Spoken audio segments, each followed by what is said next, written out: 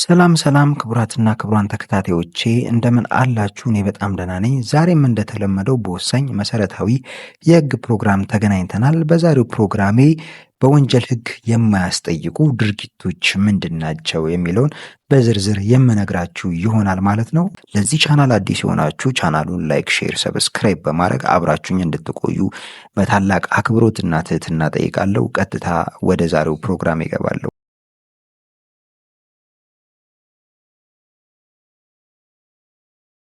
በ1996 በወጣው የሀገራችን የወንጀል ህግ መሰረት የተፈጸሙ ድርጊት የወንጀል ተጠያቂነትን የሚያሟሉ ፍሬ ነገሮች ኖረውት ነገር ግን በተወሰኑ ልዩ ሁኔታዎች ምክንያት ግለሰቡ ከወንጀል ተጠያቂነት ነፃ የሚሆንባቸው ምክንያቶች አሉ።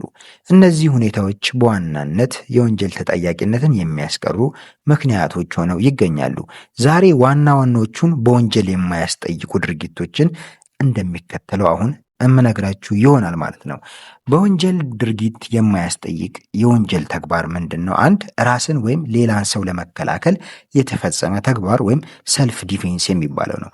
አንድ ሰው በራሱና በሌላ ሰው አካል ላይ ወይም ንብረቱ ላይ የተሰነዘረን ያልተገባና አፋጣኝ ጥቃት ለመከላከል ሲል እርምጃ ወስዶ ጉዳት ቢያደርስ እንደ ወንጀል አይቆጠርም። ነገር ግን ራሴን ለመከላከል ነው ድርጊቱን የፈጸምኩት የሚሉት ተግባር አሁን የምነግራችሁ መስፈርቶች ማሟላት አለበት። አንደኛ ሊፈጸመው የነበረው ጥቃት ህገወጥ መሆን መቻል አለበት። ይህ ማለት ህግና ስርዓትን ለማስከበር የተመደቡ የፍትህ አካላት ካሉ ህግን ለማስከበር ሲንቀሳቀሱ እናንተ ህግ እየጣሳችሁ ብትገኙና እርምጃ ቢወስዱባችሁ እና በዛን እርምጃ ተመልክቶ እናንተ ጥቃት ብሰነዝሩ የህግ አካል ላይ ወይም የፖሊስ ላይ ሊሆን ይችላል ብሰነዝሩ ራሴን ለመከላከል ነው በማለት ሰልፍ ዲፌንስ መከራከሪያ ማቅረብ አይቻልም። ሆኖም ግን አንድ መንገድ ላይ የማታውቁት ሰው እንደ ድንገት መጥቶ ሊመታችሁ ሲል እናንተ ራሳችሁን ለመከላከል ድንገተኛ ጥቃት ሲፈጸምባችሁ ለመከላከል ብታጠቁ እና በዛ መሃል ጉዳት ቢደርስ የወንጀል ድርጊት አይሆንም። ሌላው ጥቃቱ እየተፈጸመ ያለ ወይም ሊፈጸም የተቃረበ መሆን አለበት። ገና ለገና ይመታኛል ወይም ሊመታኝ ነው የመጣው ብላችሁ የሆነ ሰው ገና ሳይደርስ አጠገባችሁ ወርውራችሁ ብትፈነክቱት ወይም በአንድ ነገር ብትመቱት ይሄ ነገር ሰልፍ ዲፌንስ ነው ተብሎ መከራከሪያ ሊቀርብ አይችልም። ሊመታችሁ ሲል መሆኑ ወይ ደግሞ የፈጠነ ጥቃት መሆን መቻል አለበት ማለት ነው። ምክንያቱም ሊመታችሁ ሲሉ ዞር ብላችሁ የምትከላከሉት አይነት መሆን አለበት እንጂ አንድ ሰው ከሩቅ መጥቶ ዱላ ይዞ እየመጣ እናንተን ሊመታም ሊሆን ይችላል፣ ግን ሊመታኝ ነው በሚል እሳቤ እናንተ እሱን ቀድማችሁ ብትመቱት ሰልፍ ዲፌንስ ነው የሚል መከራከሪያ ማቅረብ አይቻልም። ነገር ግን በመሰረቱ ራስን ወይም ሌላን ሰው ከጥቃት ንብረትን፣ አካል ለመከላከል የምትወስዱት እርምጃ የሰልፍ ዲፌንስ ነው ተብሎ ይገመታል። ነገር ግን እነኚህ መስፈርቶች መሟላት አለባቸው። ሌላኛው በአስገዳጅ ሁኔታ ነው፣ ስቴት ኦፍ ኔሴሲቲ ይሉታል።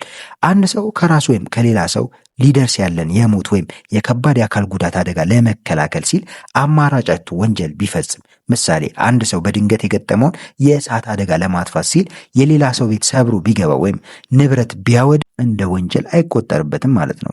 ሶስተኛው በትእዛዝ መሰራት ወር ደግሞ ኦርደር ኦፍ ሱፒሪየር የሚባለው ነው። አንድ የበታች ሰራተኛ ወይም ወታደር ከበላዩ አካል የተሰጠውን ህጋዊ ትእዛዝ ሲፈጽም የወንጀል ድርጊት መሰል ተግባር ቢፈጽም ተጠያቂ ላይሆን ይችላል። ነገር ግን ትእዛዙ በግልጽ ህገወጥ ከሆነና ግለሰቡ ይህን ካወቀ ተጠያቂነት ሊያመጣበት ይችላል። ለምሳሌ የአመፃ ተነስቶ አመፁን ለመከላከል እርምጃ ወሰዱ ተብሎ እርምጃ ሲወስዱ አካል ቢያጎድል ያን ሰው ወንጀል ፈጽሟል ብላችሁ ልትከሱት አትችሉም። ምክንያቱም የታዘዘው አመፁን እንዲያረጋጋ በኃይልም ተጠቅሞ እንዲያረጋጋ ከሆነ ያ ተግባር ከበላይ የመጣ ስለሆነ ያ ትእዛዝ ስፔሻሊ ለወታደሮችና ለፖሊስ ፎርሶች ይሰራል ማለት ነው። ስለዚህ ይሄ ተጠያቂነትን ሊያመጣ አይችልም። ሌላኛው በህግ የተሰጠን ስልጣን ወይም ግዴታን መወጣት ነው። ፖሊስ ወይም የህግ አስከባሪ አካላት ህግን ለማስከበር ለምሳሌ ወንጀለኛን ለመያዝ የሚያደርጓቸው ድርጊቶች በህግ የተፈቀዱ እስከሆኑ ድረስ እንደ ወንጀል አይቆጠሩባቸውም ማለት ነው። ሌላኛው ድርጊቱን የፈጸመው ሰው ማንነት ነው፣ ካፓሲቲ። ይሄ ብዙ ጊዜ አወዛጋቢ ነው። አንዳንድ ጊዜ ድርጊቱ ወንጀል ቢሆንም የፈጸመው ሰው ካለው ሁኔታ አንጻር ተጠያቂ አይሆንም። ለምሳሌ እድሜ፣ ህፃናቶች ከ9 ዓመት በታች ሆነው በፈጸሙት ድርጊት ለወንጀል አይጠየቁም። አንድ የ8 ዓመት ልጅ ወርውሮ የሆነን ሰው ፈንክቶ ቢያቆስል በአካል ጉዳት በቀላል አካል ጉዳት ሊከሰስ እና የወንጀል ተጠያቂ ሊሆን አይችልም።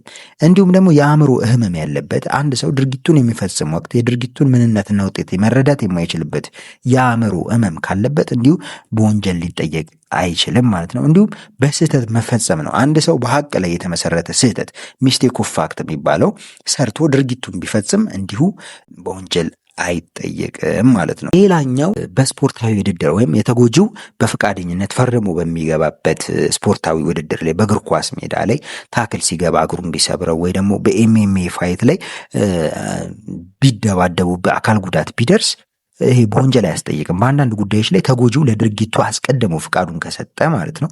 ለምሳሌ ብዙ ጊዜ ካያችሁ ኤምኤምኤ ውድድር ላይ ፊርማ ይኖራል። አንዱ ያቺ ፊርማ ምንድናት? አካል ጉዳት ቢደርስብኝ በስፖርቱ በሚመጣው ጉዳት ቢደርስብኝ ያው ወድጄ ነው የገባሁት የሚል ውል ነው እና በአንዳንድ ጉዳይ ላይ ተጎጂው ለድርጊቱ አስቀድሞ ፍቃዱን ከሰጠ የሚፈጸመው ድርጊት ወንጀል ላይቆጠር ይችላል። ሆኖም ግን ይህ ለከባድ ወንጀሎች አይሰራም ማለት ነው። እንዲገለኝ ወይም በጥይት እንዲመታኝ ብሎ አንድ ቢፈራረም ይህ ነገር እምቢሆን ጉዳይ አይደለም፣ ወይም እንደ ወንጀል የማያስቆጥረው ነገር አይደለም፣ ወንጀል ነው ይባላል ማለት ነው። በእነኚህ በነገርኳችሁ ጉዳዮች አንድ ሰው ድርጊቱ ቢፈጽም እንደ ወንጀል አይቆጠርበትም ማለት ነው። ለዛሬ ያስኩላችሁ ፕሮግራም ይህንን ይመስላል። በቀጣይ ሌላ መሰረታዊ የህግ ፕሮግራም እስከምንገናኝ መልካም ጊዜ፣ ቸርን ሰንብት።